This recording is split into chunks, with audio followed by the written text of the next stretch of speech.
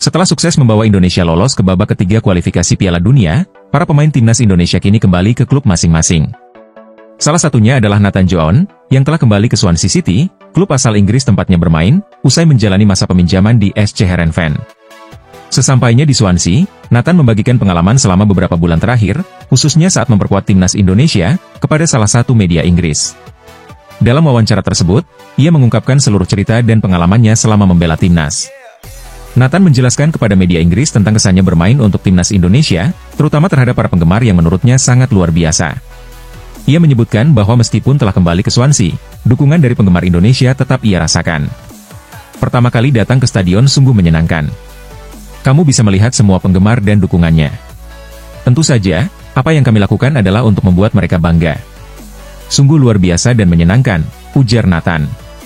Pemain muda berusia 22 tahun itu juga menyatakan keinginannya untuk membantu timnas Indonesia mencapai level yang lebih tinggi di Asia. Menurut saya, kami bisa menempatkan negara ini di peta sepak bola Asia. Bermain pertama kali di GBK sangat menyenangkan, katanya kepada BBC. Nathan juga merasa mendapatkan pengalaman istimewa sejak bergabung dengan tim Garuda.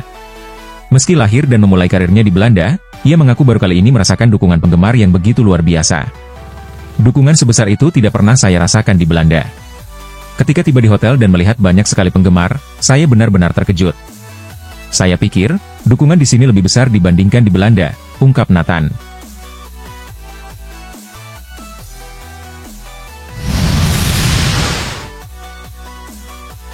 Penampilan striker timnas Indonesia di Piala AFF 2024 masih belum memuaskan. Dari 3 pertandingan yang telah dimainkan, Indonesia mencetak 4 gol, namun seluruhnya berasal dari pemain bertahan. Gol-gol tersebut dicetak oleh 2 gol Muhammad Ferrari, Kadik Arel, dan Asnawi Mangkualam. Gol Asnawi ke gawang Myanmar, yang dihasilkan dari lemparan ke dalam Pratama Arhan, dinyatakan sebagai gol bunuh diri Zin Nyinyi Aung, karena bola mengenai tubuhnya sebelum masuk ke gawang. Lini depan timnas Indonesia menjadi sorotan di turnamen ini. Meskipun diisi oleh nama-nama seperti Rafael Struijk dan Hoki Caraka, keduanya belum mampu mencetak gol. Hoki telah 3 kali menjadi starter, tetapi belum memberikan kontribusi maksimal. Sementara itu, Struijk lebih sering dicadangkan oleh pelatih Shin Tae-yong, dan baru sekali dimainkan sejak awal. Hal ini bisa dimaklumi, karena Struijk baru bergabung dengan tim pada 8 Desember 2024, sehari sebelum laga perdana timnas Indonesia di Piala AFF. Kelemahan ini harus segera diperbaiki oleh pelatih. Mudah-mudahan ke depan, performa tim menjadi lebih baik, ujar Arya Sinulinga, anggota Komite Eksekutif Exco PSSI.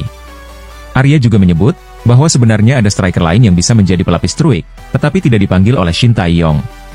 Arya tidak mengungkapkan siapa penyerang yang dapat berperan sebagai backup Struijk itu.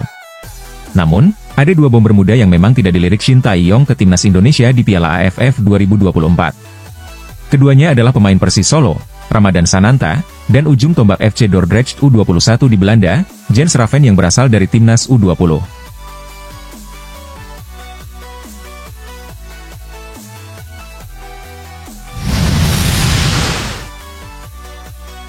Vietnam sukses mengalahkan Indonesia dengan skor tipis 1-0, dalam lanjutan grup B Piala AFF 2024, yang berlangsung di PHU To Provincial Stadium. Gol kemenangan Vietnam dicetak oleh Nguyen Quang Hai pada menit ke-77, menjadikannya pahlawan dalam laga tersebut. Hasil ini sekaligus mengakhiri catatan buruk Vietnam atas timnas Indonesia, sekaligus memberikan suntikan motivasi bagi tim berjuluk The Golden Star Warriors. Nguyen Quang Hai menilai kemenangan ini sangat berarti bagi timnya, terutama untuk meningkatkan kepercayaan diri menghadapi sisa kompetisi di Piala AFF 2024. Kemenangan ini sangat penting bagi kami.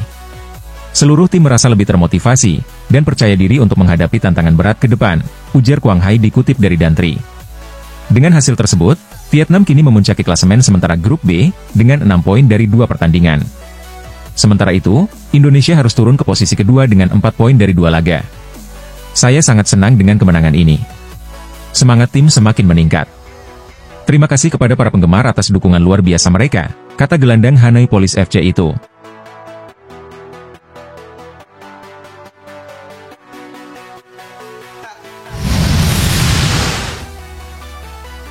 Penyerang FC Utrecht, Ule Romeni, dikabarkan menjadi incaran klub Inggris, Oxford United, yang juga merupakan klub Marcelino Ferdinand, pada bursa transfer Januari 2025. Ule adalah produk Akademi Nick Breda, dan pernah dipinjamkan ke Willem II pada musim 2020-2021. Setelah itu, ia bergabung dengan FC Emmen pada 2022, meskipun hanya bermain sebentar. Pada 2023, Ule pindah ke FC Utrecht dengan kontrak hingga 2026. Namun, rumor terbaru dari Football Premier menyebutkan bahwa Ule kemungkinan akan hengkang lebih cepat, karena Oxford United berniat merekrutnya pada musim dingin mendatang. Klub tersebut bahkan dikabarkan siap mengeluarkan dana besar, meskipun nilai transfer winger 24 tahun itu belum diketahui.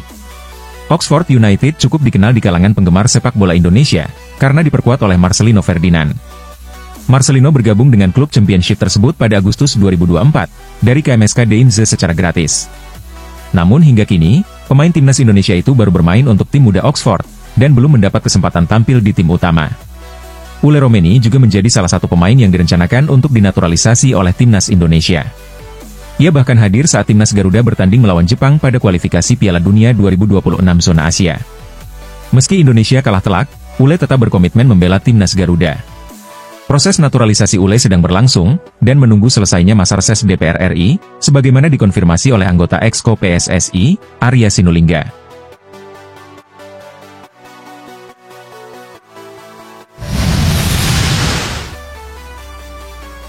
FIFA memprediksi bahwa timnas Indonesia memiliki peluang besar untuk lolos ke Piala Dunia 2026 jika mampu tampil konsisten dan berani dalam setiap pertandingan. Prediksi ini muncul menjelang lanjutan putaran ketiga kualifikasi Piala Dunia 2026 zona Asia.